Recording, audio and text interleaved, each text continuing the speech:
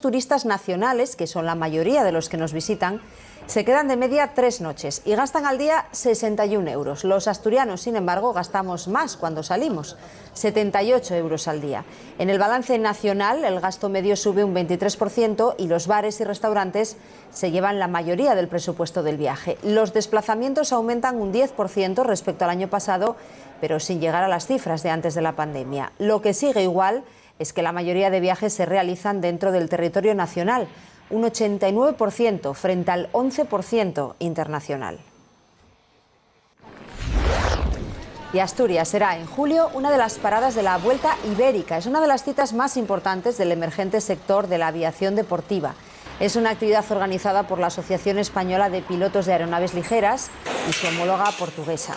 Los participantes hacen 9 paradas por la península. El 5 de julio llegarán a La Morgal 25 aviones, 2 de ellos de gran tamaño, cuyos pilotos asistirán a una espicha y harán una visita guiada a un Jaguar. Su visita la prepara ya una agencia de viajes avilesina.